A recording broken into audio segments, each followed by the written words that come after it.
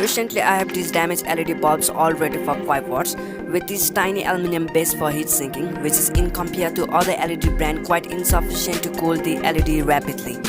This may be the reason for the early failure. So in this video, let's replace the damaged LED chips, provide them a better heatsink, and ultimately build a LED float lamp with whopping 100 watts of power. Let's get started.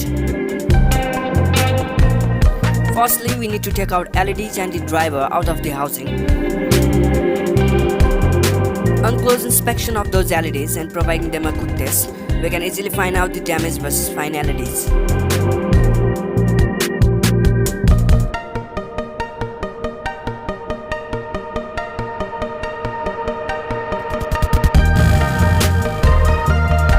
Using a hot air station, we can easily replace those damaged LEDs with fine one and repeat this process for all of them.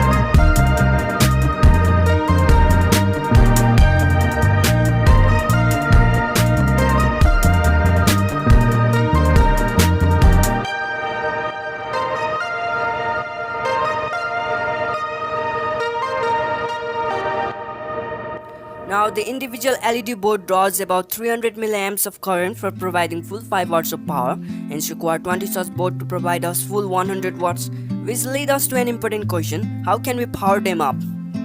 The most relevant method will be connecting the LED board in mixed combination and using a constant current LED driver.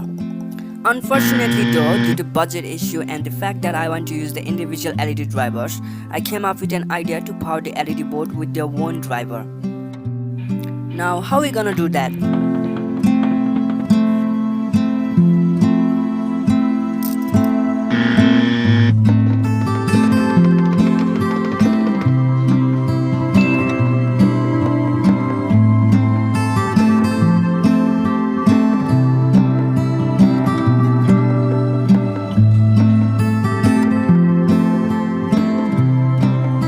I have this electronic ballast laying around, which I can open it through the socket and fit this LED driver inside. 10 drivers per ballast. Perfect. Now just need to do some wiring and the project is done.